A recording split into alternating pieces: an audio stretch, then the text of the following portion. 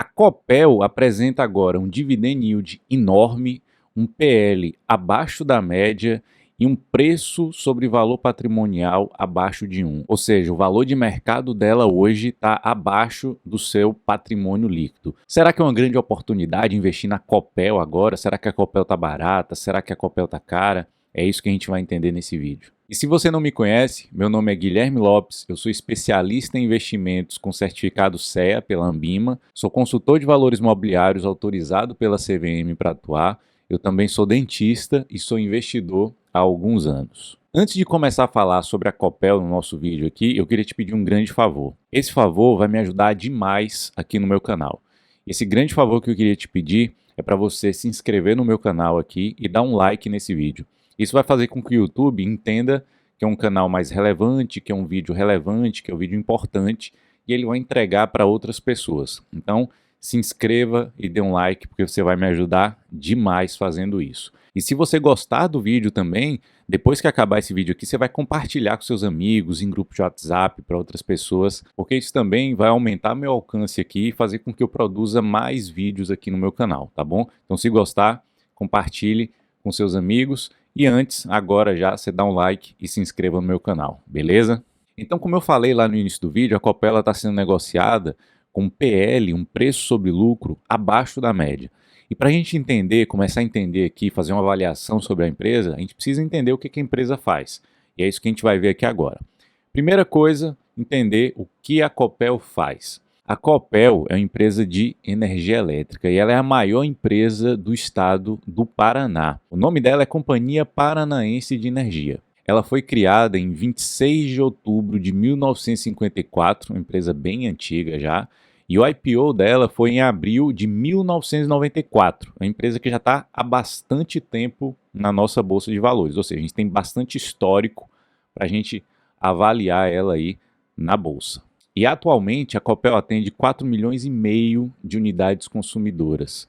Ela atua em 394 municípios, 1.113 localidades, que incluem distritos, vilas e povoados, lá no Paraná. Ela atende hoje 3,5 milhões de lares, 78 mil indústrias, 384 mil estabelecimentos comerciais, 356 mil propriedades rurais, e atualmente ela tem mais de 8.453 empregados, ou seja, uma empresa enorme. E até então está bastante claro aí, né? A Copel é uma empresa que fica lá no Paraná, é uma empresa de energia elétrica, mas você pergunta, Guilherme, sim, mas energia elétrica como assim? Você tem setor de transmissão, de distribuição, de geração, aonde que a Copel atua? Basicamente ela tem geração, ela tem um parque gerador próprio composto por 30 usinas próprias, e 11 participações. E dessas usinas que ela possui, 93% são provenientes de fontes renováveis, ou seja, energia hídrica e energia eólica.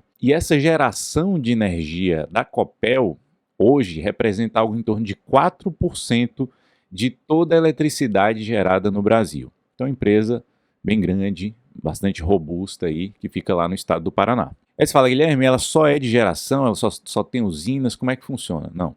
Além de geração, ela também tem transmissão, ela tem 4.000 quilômetros de linha de transmissão, ela também atua com distribuição, tem 195 mil quilômetros de linhas e é a terceira maior do país, inclusive, no segmento de distribuição. E também faz comercialização, então ela atua em todos os subsetores da energia elétrica.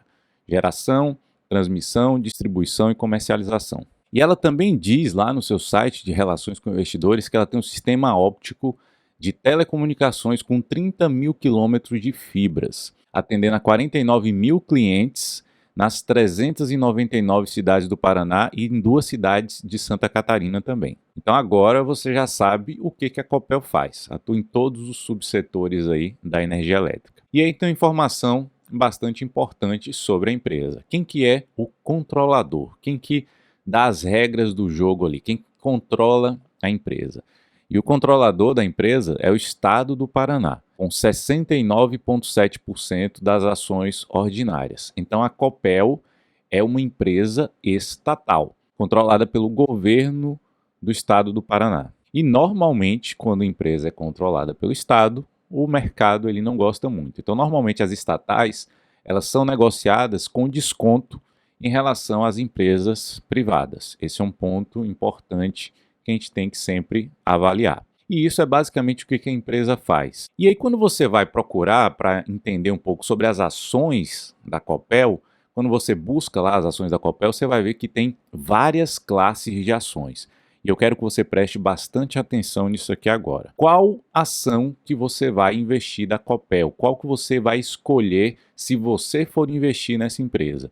Aí a gente tem a CPLE 3, que é a ação ordinária, tem CPLE 5, que é a ação preferencial de classe A, tem a CPLE 6, que é a ação preferencial de classe B, e tem a CPLE 11, que é Unity. A Unity é uma junção, no caso da Copel, de uma ação ordinária e 4 preferenciais de classe B. E muita gente fica confusa sem saber qual dessas ações que vai escolher. E aqui eu vou te ajudar, se você for investir na empresa, eu vou te ajudar a escolher qual a melhor classe de ações aí na Copel. Eu uso basicamente 3 métricas para escolher a ação que eu vou investir. Quais são essas métricas? Preste bastante atenção. Liquidez, tag along e dividendo. Ou seja, aqui tiver a melhor liquidez, tag along e dividendo é aquela que eu vou escolher como a minha ação para investir. Então, qual das 3 é a que tem a maior liquidez? E aí eu vou mostrar para você isso aqui agora. Olha aí. As ações ON, que é a CPLE 3, ela tem uma liquidez ali de 4,2 milhões de reais por dia. E ela tem tag along de 100%. As ações preferenciais de classe A também tem tag along de 100% e tem uma liquidez média diária, olha lá, baixíssima, de R$ 13.300. Quase que não tem negociação dela diariamente ali. As ações preferenciais de classe B têm tag along de 100% e liquidez diária de 52 milhões de reais. E as units, elas têm tag along de 100% também, já que as ONs e as PNs também têm tag along de 100%, a unit também vai ter 100% de tag along. Lembrando que uma unit, ela é formada por uma ação ON, no caso da Copel, tá? Não confunda com outras empresas. Cada empresa tem uma unit composta de ações diferentes. No caso da Copel, é uma ordinária e 4 preferenciais de classe B. Então ela também tem 100% de tag along e a liquidez média diária é de 9 milhões de reais. Então quando a gente para olhar aí as ordinárias, preferenciais classe A, preferenciais classe B e Unity, tag along são todas iguais, então não faz nenhuma diferença. Mas com relação à liquidez, a maior liquidez está lá na CPLE 6, que é a preferencial de classe B. Então até aí a gente está escolhendo ali a CPLE 6. E a gente vai para a última métrica que a gente avalia, que é o dividendo. E eu avalio o dividendo porque tem algumas empresas que pagam mais dividendo nas ações preferenciais do que nas ordinárias. E é isso que a gente vai ver aqui agora. E quando eu fui lá no formulário de referência da empresa, ela mostra exatamente isso aqui, ó, uma característica relevante das ações. Independente de classe, as ações preferenciais recebem 10% a mais do que as ações ordinárias. Então a gente vai recapitular tudo aqui. Em relação a tag along, todas as empresas são iguais, elas têm 100% de tag along. E aí eu faço uma pausa para você aqui. Se você não sabe o que é tag along, eu já fiz um vídeo aqui explicando absolutamente tudo que você precisa saber o que é tag along. Eu vou deixar, inclusive, o vídeo aqui, ó. Você vai clicar nesse link que vai aparecer aqui e você vai lá buscar o que é, vai assistir esse vídeo e buscar lá o que é o tag along, tá bom? Então, vai lá, você tem que saber o que é tag along. Então, basicamente, as 3 têm o mesmo tag along. Na liquidez, as preferenciais de classe B, elas saem ganhando, CPLE 6. Em relação ao dividendo, as preferenciais têm 10% a mais de dividendo em relação às ordinárias. Só que aí você tem que fazer uma avaliação também em relação ao preço. Às vezes o preço da unit está tão mais abaixo do que as preferenciais que o dividend yield ele passa a ser maior do que as preferenciais. Então você tem que sempre calcular, você pega uma ordinária e 4 preferenciais e soma o preço de todas e depois compara com o preço da unit. E aí você vai ver qual delas está mais barata para ver se compensa uma ou outra.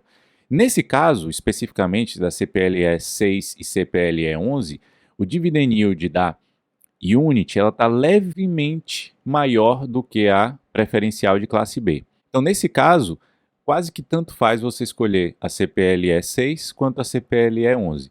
Mas como a liquidez da PNB, da CPLE 6, é maior, eu ficaria com a CPLE 6. Então, essa seria a minha ação escolhida para investir no caso da Copel. E eu espero que você não tenha ficado com dúvida nenhuma com relação a isso.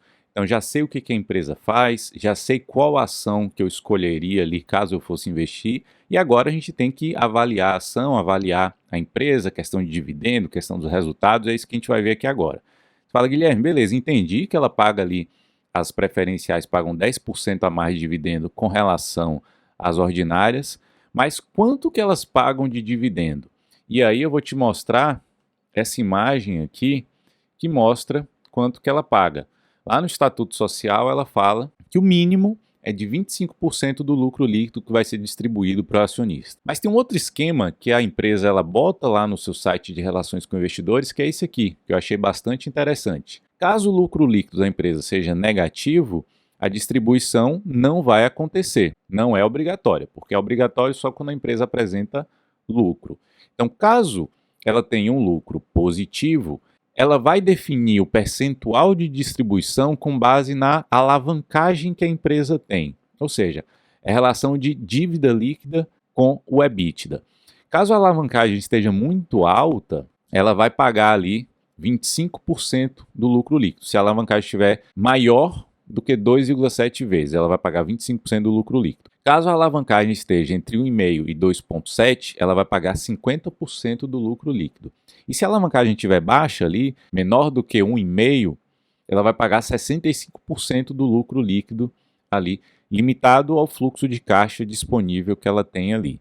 Então, isso é uma métrica muito importante, você já vai saber exatamente quanto que ela pretende distribuir ali em relação aos dividendos para os seus acionistas. Então, esse esquema é bem interessante ali que a empresa ela mostra lá no seu site de relações com investidores. E agora, para a gente fazer a nossa avaliação, a gente tem que entender o resultado da empresa, né? Será que a empresa está crescendo? Será que ela não está?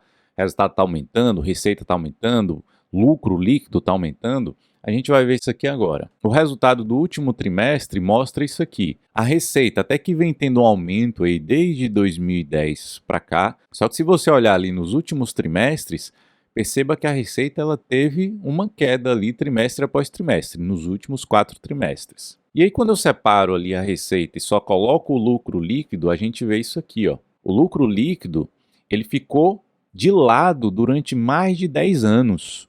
E aí só ali por volta de 2019, 2020, o lucro começou a subir novamente. Só que eu quero chamar a atenção para um ponto muito importante nesse último resultado aí. Se você olhar, o resultado foi negativo. A empresa teve prejuízo no último trimestre aí. E esse prejuízo, eu fui lá buscar no resultado da empresa para entender o que foi que aconteceu e eu vi que esse lucro líquido aí, ele foi impactado por uma provisão que a empresa fez ali no aumento de custos que ela vai ter. E esse impacto aí foi causado por uma lei federal de junho de 2022 agora. Então, a lei 14.385/2022.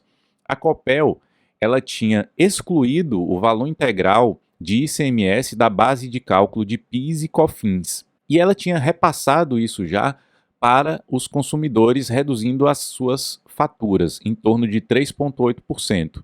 Então ela tirou o ICMS e com isso ela repassou para os consumidores e acabou reduzindo a fatura dela ali. Mas essa lei federal, agora de junho de 2022, obriga que esse ICMS ele deve ser incluído nessa base de cálculo.